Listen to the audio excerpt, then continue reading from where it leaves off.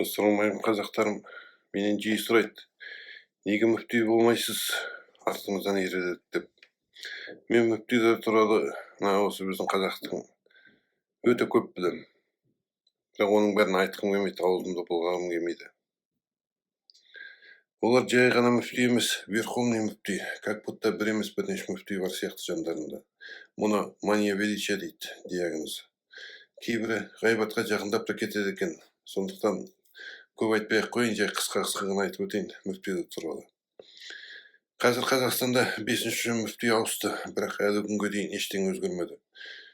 Өйткені мүфтидің бәрі надан, білімсіз адамдар. Креслосына отырысымен әрі қарай не істеу керектігін білмейді. Қолдарынан бар келетіні өздерінің алдында болған мүфтилерді жинап алып, үстеріне шапан жауып, сыйлықтарын таратып, бірін-бірі мақтап шай ішеді отырып. Одан кейін Түркістанға шауып барады. Одан әрі қарай не істеу керектігін білмей, шетелге әрі-бері шапқылау, мүфтияттың ақшасын шашу керек. Жұмыспен емес, жай қыдыру ештеңе бітірмей. Олардың шапқылағанынан Қазақстанның мұсылмандарына келіп жатқан бір тиын пайда жоқ. Не бітіріп жатқан шаруалар жоқ. Одан кейін бастарының жеткен жері ораза кезінде ораза ұстамаған артистерді, қоғам қайраткерлерін жинап, ауыз ашу беру қымбат бір ресторанға жинап. Уақытым болғанда мүфтияттың жаңалықтарын оқып отырамын. Бітіріп жатқан ештеңелері жоқ. Әсіресе мына радикалдарға қарсы ештеңе бітіріп жатқан жоқ. Ваххабит салафиттердің адасулар жөнінде бірде-бір уағыз айтылмайды мешіттерде. Қазақстанның бірінші мүфтиі туралы елдің бәрі біледі, сондықтан көп үндемей-ақ қояйын. Кезінде елбасының Хамза деген ағасы болған. Жақын туысқандарының бір айтады. Бір емес, бірнеше рет естідім өз аузынан.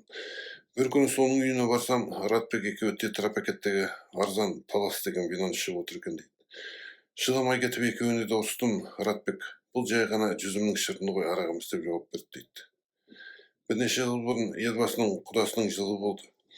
Сонда сөз алған осы Ратбек марқұмның қырқын беру, жылын беру, ас беру шариғатта бар, Құранда жазылған деп соқты. Өз құлағыммен естідім надан дүмші мүфтидің шатпырағын. Екінші мүфти болып әфсаттар тағайындалды. Одан өткен діннен білімсіз надан адамды көрмедім. Соның арқасында елімізді ваххабит салафиттер жаулап алды. Үшінші мүфти Ержан өзі ұқпай қалды. Семейде дүмші имам болып жүрген жерінен қалай мүфтидің креслосына отыра қалғанмын. Кезінде мені Семейдің бір жігіті ресторанына қонаққа шақырды. Керемет білімді имаммен таныстырамын деді. 10 шақты адам жиналдық дастарханның айналасына. Тамақ ішіп отырып бір мұсылман Ержанға сұрақ қойды. Әкесі баласы үшін жауап берме деді. Жоқ, әкесі баласы үшін жауап бермейді. Әрқайсысы тек өзі үшін ғана жауап береді деп жауап берді Ержан. Неше жыл өтті, Египетте оқып, сосын бірнеше жыл, сонда фетва білімінде стажировкада болған адамның білімі осы болса, басқасынікі қандай деп таңғалдым.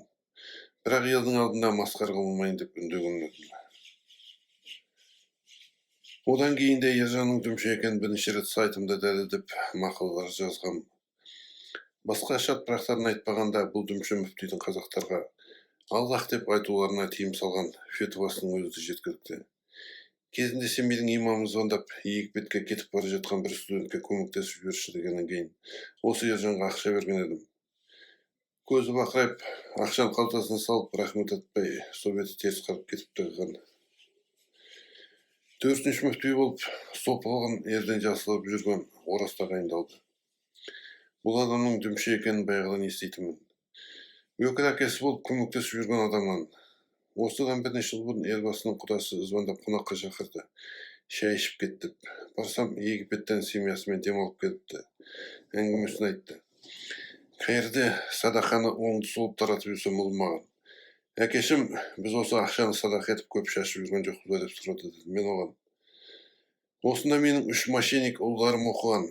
Солардың атынан солар жасап кеткен мошенничестволар үшін кешірім сұрап садақа таратып жүрмін деп жауап бердім деді. Сол үшеудің бірі осы Ораз мүфти. Ана екеуінің де жетісіп тұрғандар шамалы. Тағы бір әңгіме айта кетейін, өзім куә болған. Елбасының құдасы тағы бірде звондап, Алматының Шах деген ресторанына кел, обед ішейік деді. Мен ертерек келіп қалған соң столға отырып күтіп отырдым.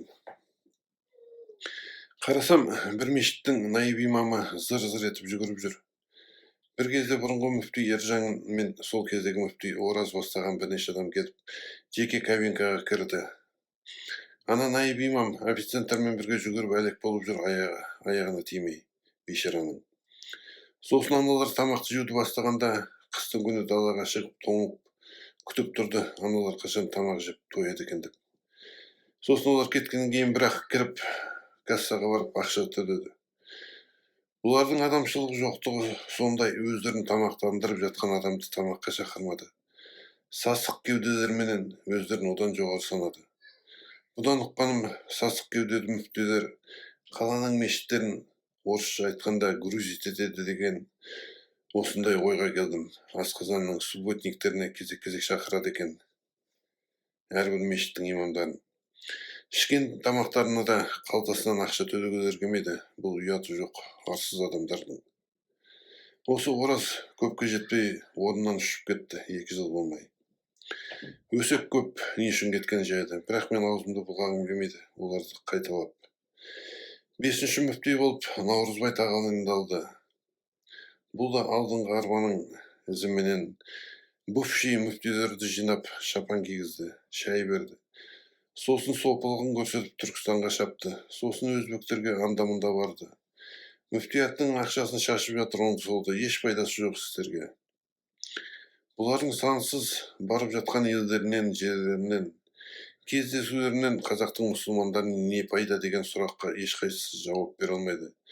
Бәрі де бос жүріс, бәрі де ысырап. Осының бәрі де мұсылмандардың берген садақасының арқасында. Егер мүфтилерді ептеген болсын, білім болып, халықты дұрыс жолға шақырып жүрсе, мен үндемей-ақ қояр едім. Кететіндер кетті ғой, келетіндер кетіп жатыр. Бірақ мына 5-ші дүмше мүфтидің істеп жүрген надандығын көріп таңғалдым. Егер мүфтидің өз халықты шіркке шақырса, басқа дүмше имамдарынан не күтуге болады сонда? Міне қараңыздар, дүмше мүфти жаңадан ашылып жатқан мешітті, Аллахтың үйін 2 қолын жайып, Аллахқа дұға жасап ашудың орнына кәпірлерше лента іліп, сол лентаны тұсауын кесіп, шайтанның ырымына сеніп халықты Аллахтың жолына емес, шайтанның жолына шақырып жүр. Кезінде білімсіз ырымшыл қазақтар тұсауы кесілмеген бала сүріншек, болашақта жығылғыш болады, өмір кедергілер мен қиындықтарға толы, жолы ауыр болады деп сенген. Ал қазіргі дүмше мүфти мен дүмше имамдар мешіттің тұсауын кеседі. Халық көп келіп, мешіттің жәшіктеріне көп ақша салсын деп Аллахтан емес, осы қызыл лентадан сұрайды көмекті. Бұл деген Аллахқа сену емес, шайтанның ырымына сену деген сөз. Оның үстіне бұл қазақтың емес, кәпірлердің ырымы. Хадистерде егер кімде-кім басқа дін иелерінің істегенін істеп, соларға ұқсағысы келсе, ол бізден емес, солардан делінген. Қызыл лента кесу деген осыдан 2000 жыл бұрын христиандардың шығарған істерінің бірі болып табылады. Орта ғасырларда кәпірлер соғыста жеңілген қалаларға кірді, осындай қызыл ленталарды кесіп кірген.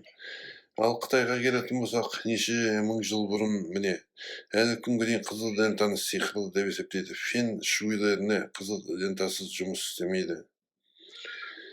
Көрші ұлыстарға келетін болсақ, олар христианство шықпай тұрып, қыз-келіншектер жылдам күйеуге шығулар үшін қызыл лентаны вишня не калинаның гүлдеп тұрған бұтақтарына байлаған. Қазіргі уақытқа дейін сиқыршылар адамның сол қолына қызыл жіпті байлап беріп, бұл сені тіл көзден әртүрлі аурудан аман сақтап жолыңды ашады деп сендіреді. Тіпті үйдегі малдың мойнына дейін байлап қойған, жоғалып кетпесін, сүті көп болсын деп. Қысқасын айтқанда, білімсіз, надан адамдардың бәрі жақсылықты жаратушы иеміз Аллахтан емес, шайтаннан сұраған. Шайтанның азғыруыменен Аллах жаратқан осы бір жапырақ лентадан күткен. Лентаны жай ғана кесіп қоймайды, оны 3-ке бөліп, бір бөлігін өзі алады кескен адам.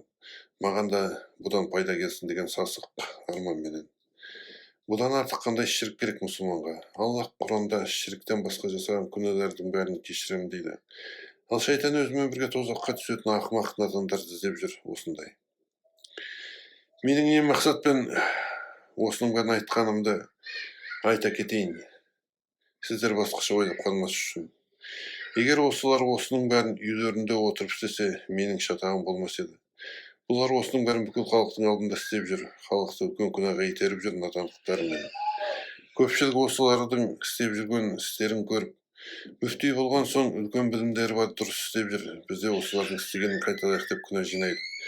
Сондықтан халықты надан дүмшелердің артынан адасып кетпес үшін мен осы ойменен ғана сіздерді сақтандыру үшін айтып отырмын. Басқа арам ойым жоқ. Маған бұдан келіп кетер пайда жоқ, жасаған күнәлар үшін тек өздері үшін ғана жауап береді. Менің парызым тек ескерту ғана. Дұрыс түсініңіздер, мұсылмандар.